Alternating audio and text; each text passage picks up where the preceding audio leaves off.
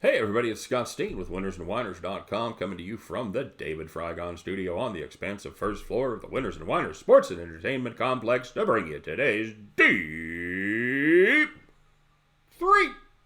As always, if you would be so kind, give us the old thumbs up on this video. Let us know that you're digging what we're doing. Maybe having a little fun. Maybe even made a little MACtion money yesterday. Whatever it is, we appreciate the accolades. And of course, if you haven't done so already, make sure you get signed up and subscribe to our YouTube channel. When you do so, check the bell. You get notified each and every time we put up new content. And there will be a bunch of new content coming very soon, he said, hopefully. No, it's really expanding our video program comes down to now how fast I can learn how to do what needs to be done. So the only thing that stands between us and rapid expansion here is my technical skills. So that should go fine. And of course, we want to know what you're playing, man. Let us know in the comment section whatever games you're on today. Tailing the Deep 3, fading the Deep 3, whatever it is, whatever you got going. Maybe you got a little MACtion of your own happening. Maybe you got some college college basketball plays. Maybe a little round ball in the NBA is calling your name. And of course, maybe you've seen some opportunities over there across the pond on the soccer pitch. Whatever it is, put your plays up. You get them right, we will give you the shout out. You get enough of them right, just like David Frygon, the master of the 3-team parlay. You will be our capper of the day. So, of course, the reason we're all here, don't forget to check out winnersandwhiners.com, statsalt.com. Deep dives into every game going on in America every single day. Previews, predictions, 2 different websites, 2 different opinions from our high-quality handicappers over there. So make sure you stop by winnersandwhiners.com and statsalt.com. All right. So, excuse me, quick recap of yesterday's action. Made a little Mac money. How about that? We went 2-1 on the Deep 3 as we had the Akron Zips. Team total under 14.5. No sweat. They let them score more touchdowns in the last 16 minutes of this game than they'd scored in the last 4 games, but that was all right. We still were able to sneak under the wire there at 14.5. Now, I know that that got to be late in the day, 14 and maybe even some 13.5, so there may have been some people take some beats on that one. So that sucks because that was a terrible team that was outclassed for the entire game. And then we also had the Western Michigan, Ohio under in the first half. That came through with rousing colors, and I just about took the Western Michigan, Ohio first half under and the full game over. But you know what? When you're running a little cold, you're not gonna make any hero plays like that. I'm like, you know what? You don't need to shoot behind your back. Just fire at the damn target. So, yeah, we passed on a hero play that would have come in. And then we had the Creighton Blue Jays going up against Michigan. Creighton looked good, man, for the whole first half. They did have a 3-point lead. We're thinking, holy crap, I'm a genius. And then the second half came, and Michigan pretty much dominated, and I became a college basketball moron once again. So we go 2-1 on the Deep 3. On the premium side, we did go 2-0 as we did have Central Michigan to cover the 17 points. Yeah, they got that done. And we also had the Western Michigan University Broncos catching a 1.5, 2 points, depending on where you got it. And they ended up winning that one outright in overtime. Good game. The Broncos pissed away a lot of opportunities, especially early.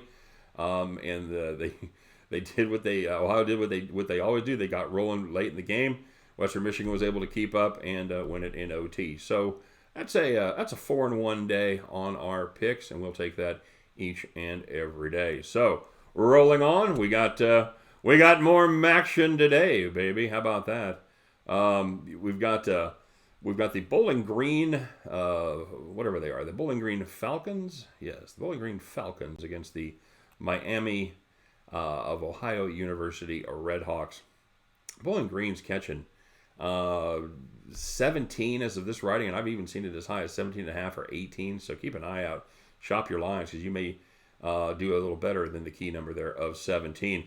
You know, the Redhawks, they're a weird team. They lead the MAC East. They're 4-1 in conference, 5-4 overall. And here's the funny part. They haven't been favored in a single game, okay? Now, all of a sudden, they're favored by 17.5, 17. over Bowling Green. The problem is they just don't score that many points. They've put up 27 or less in all but one of their FBS games. That was against a Buffalo team. They put up 20. They run the ball a lot, but they're not particularly good at it. They run 37 times a game. That's 66 in the nation, but they average just 118.9 yards per game rushing. That is 112th. And 3.2 yards per carry, that is 118th. So by all means, just keep doing that shit. Now they get to face off with the 119th best rush defense in the nation in the Bowling Green Falcons. Falcons are going to struggle against a pretty stout Red Hawks defense as well, especially if two of their top three running backs, Jones and Clare, can't go. You know what? We don't need many out of the Falcons. I think 14-17 should do it. Miami, they've allowed 16 or more in every game. They've allowed less than 20 points just one time this season. They even gave up 17 points to FCS school Tennessee Tech. Bowling Green, they have owned this series in Miami. They have won the last 4 times that they have been to Miami. Now, I don't know that they're going to win this one outright, but I do like the Bowling Green Falcons with the 17 points.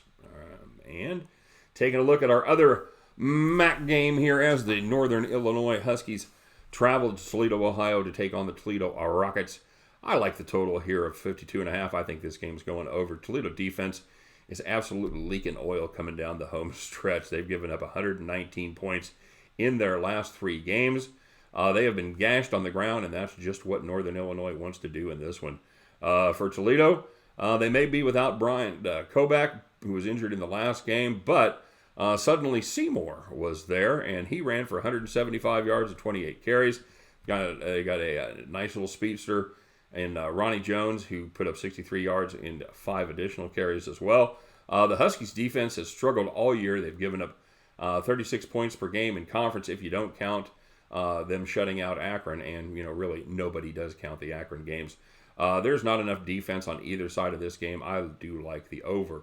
And we're gonna do a little pun alert. We're gonna do a little icebreaker here as we take our first foray into the NHL. Now, those of you that know me know that I am not an NHL guy. I'll make about 4 or 5 NHL picks a year, and this is one of them. We've been a little chilly on college basketball, been a little chilly on the NBA. So hockey, why not? So I like taking a look at the Toronto Maple Leafs as they travel to Long Island to take on the Islanders. Islanders home favorite here, minus 118. Now, like I said, I don't know much about hockey, but I do know that the Islanders are the hottest team in the league. They've won 11 of 12, and they've given up 2 goals or less in 10 of those 12 contests. Now, the other thing I know is that Isles fans are still salty about losing Captain John Tavares to the Leafs. The Isles, they get a couple key pieces back in this one, and you know what? This one kind of has the feel of an old-fashioned punch-them-in-the-mouth kind of game. Seems like a good price on the hot team playing in front of a fired-up Nassau Coliseum crowd. Give me the New York Islanders minus the 118. Give me the Northern Illinois Huskies Toledo Rockets over 52.5. And give me the Bowling Green Falcons plus 17 and rising against the Miami of Ohio Redhawks. At the end of those 3, it's hump day, baby. Let's get over the hump, shall we? Make a little money out there. You guys can join me. We'll pick up our winning tickets, and we will head back to the window. All right, guys, let's take a look and see how y'all did in the shout-outs. Had some good cappers out there today. I know we had at least one clean sheet. Legendary King stopped by to say that Seattle was playing against the Niners and the refs. Had some very bad penalties. I took a small Niners money line live bet during the third quarter. Then Seattle wins. But I do know that Seattle is a legendary Kings team, so it was certainly probably mixed emotions there. No more Niners fans tell me how they're going to destroy the Hawks. There was a lot of shit talking yesterday on this game, and we'll get to some of that here in just a minute. Cyrus Quing, he let us know he had I had a 156.5 in a game that hit 158. He told me that he got it at 157.5 and bought the half point, so he ended up pushing at 158 on one of the college totals. So nice job, Cyrus. That's sometimes a push is a win, brother, and I think that was one of those cases right there. Kyle Z showing us that he's got all fucked up priorities, as he says these next few weeks I won't be as active because school's just a bit wild right now. Kyle Z going to school, all worried about his future and whatnot. No, Kyle, we totally get it. And good luck in school, man. I know it's coming down the home stretch here, but we're just about what are we at midterms, getting ready for finals is a little bit away, but I know you're coming down to crunch time senior this year, if I remember right. So I know that's got some heavy shit. So good luck, brother, and we'll see you on the other side. We're here, so pop your head up every once in a while to say hey if you get a chance. If not, good luck on finishing up the school this semester in fine fashion. All right, and just as a send off, Kyle Z went out and went 2-1 today. He had Eastern Michigan and he had the Akron team total under 14.5. And he said he made a small play on Ohio minus 1.5. So in reality, he probably had a better day than even we had him here. But for our records, we got him 2-1 plus 90. Nice job, Kyle. Steve Godon. Steve had a rough day. He played the Creighton Blue Jays plus 5 in a game obviously I liked. He also played Memphis plus 4 in another game that I liked. That one just about made the cut. And Oregon pretty much, from what I saw as far as the updated scores, they won that one pretty much the whole way. So. Rough day, Steve, but I know you're going to be back. The astute Aardvark said, great football game last night. Glad I didn't sniff it and just got to take it in. He says, we're going to walk the chalk today, and that's exactly what he did. He had Eastern Michigan laying 17, Gonzaga laying 29. No sweat, Ard, as they win by 31, and he had Eastern Illinois winning by 19.5. He was beating himself up. This is the funniest one. He was betting himself up. He said, I should have grabbed it at 17, but kids. And yeah, those of us that have kids, we definitely get it, especially the younger variety that needs some attention. But it was okay. Eastern Illinois was able to just barely slide by against Chicago State, winning by 64. Well done, Ard. 3-0 plus 300. Robert S. pointed out the glaring error from yesterday's video. He said, Eastern Michigan team total under 14.5. I disagree totally with that. Said Eastern Michigan is still fighting to get to a bowl, albeit a slim proposition. Even in the high wind conditions that are expected, EMU loves the passing game. I still don't see them scoring less than the 28 to 35 range against the poorest Zips defense, just my opinion. That was very nicely put, Robert. And yes, I went through and I read it because somebody said something in the office about it, about taking the wrong team. Not only did I say it once, I said it all 3 times. I said it twice during the video and on the recap. Eastern Michigan team total under 14.5. Now, I might generally take a little shit and not even count that play, except for the fact that Eastern Michigan was a 17-point favorite, and I talked through the whole video about how bad Akron was. So I've been in discussion with the rules committee all day long, and the result is we're going to allow that pick. So Robert, thanks for pointing that out. And yeah, if you guys are new, I will do that. Usually not that bad, but I will transpose teams, say the wrong team every once in a while. It's just part of the reason you love me. And be honest with you, it's really more of a matter of doing these videos every day, getting old, and just kind of disengaging my brain every once in a while while my mouth is running. So my apologies for anybody. Hopefully nobody was confused. Hopefully you went back and listened to what I said about Akron, and you didn't think that we were trying to go under 14.5 in a 17-point spread. So anyway, moving on, we're going to try to be more accurate, but you know how it goes. Big Roo had EMU in the first half, minus 9.5, no problem there. The South Coast State Jackrabbits, plus 15.5, and they almost got there, didn't quite get home in that one. He said, I do like the Akron under 14.5. He said on one of his sites that it was under at 13.5. So hopefully he was able to wait that out or get it at a better spot. So we're going to take him at 14.5. Big Roo goes 2-1 plus 90. Nice job, Big Roo. Don't remember Big Roo stopping by, but I appreciate it. Man, fine picks, brother. Share them with us more often. Mikey B. Mikey B had a couple picks. He had Oregon, and he didn't have Western Michigan plus 8, but he took the Trailblazers. He took Akron plus 24. Mikey, come on, buddy. No, not Akron. Anybody but Akron. Worst team in Division I. They lost to Massachusetts, dude. That's all I can say.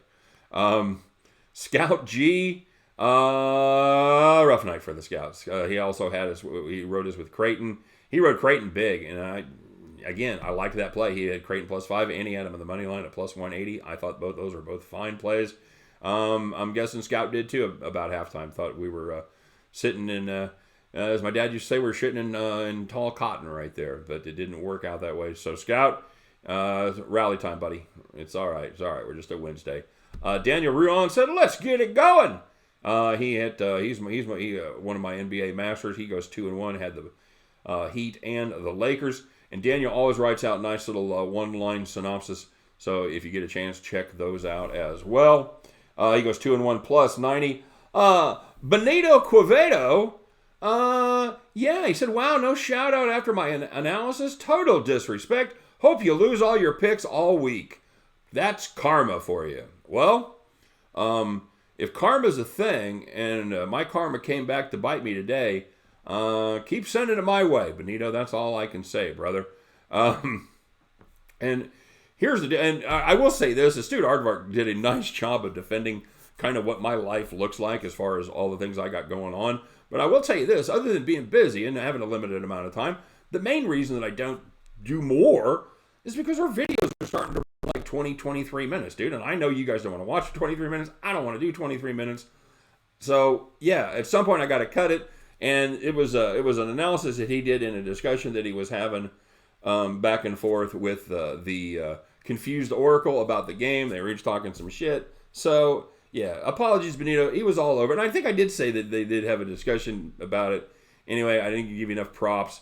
So yeah, dude, coming pretty strong there, brother. That's kind of going from 0 to 60 in about 1.8 seconds there, as far as the level of shade. But you do what you got to do, brother.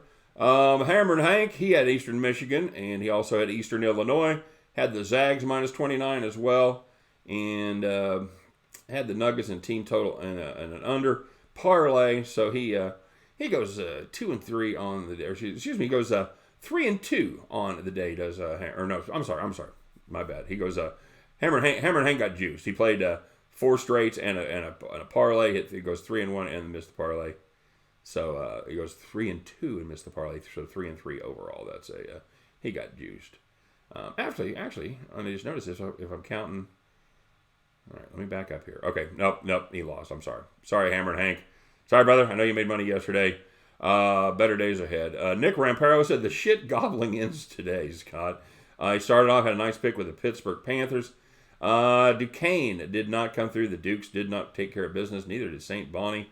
And he also played a 3-team parlay with those 3. So, all right, bud, come on. Got to focus. It's almost like you got a bunch of distractions there around the house with the new baby and whatnot. So, yeah, it's time, man. I know you got it in you. I've seen you cap too many good games, man. I know it's going to turn around. So that makes our positive cappers for the day few, and there's a few of you. Kyle Z goes 2-1 +90. Big Roo goes 2-1 +90. Daniel Ruan goes 2-1 +90. But after a perfect day, 3-0, the clean sheet. He's back in the saddle again. See, he gets his good karma for defending me right there. It's the Astute Aardvark, everybody, making 3 bills today. Nicely done. AA. You, my friend, are our capper of the day. That gives you the privilege of picking a game on Thursday. Got an NFL game if you so choose. Got a lot of other stuff going on. Whatever floats whatever grubs you're sniffing there, my friend. If you got one particularly fat grub you want to share with the class, that'd be fantastic. We'll make sure that we get it to the masses. All right. For the rest of you guys, it's midweek. Time to start screwing around. Let's get her fired up and head in the right direction. All right. But no matter what happens, we'll be back here about 24 hours from now. We'll do what we do, We'll bitch about our bad beats. We'll brag about those fat stacks. We'll lament over the disrespect that we did or did not get. And because we're all degens and the next day is going to be Thursday, it's the NFL. So we'll just jump right in there and we'll fire it up and do it all again. All right. You guys take care. Have a great day. Good luck on all your plays. Let's go out there and make some money. I'll see you tomorrow. Later.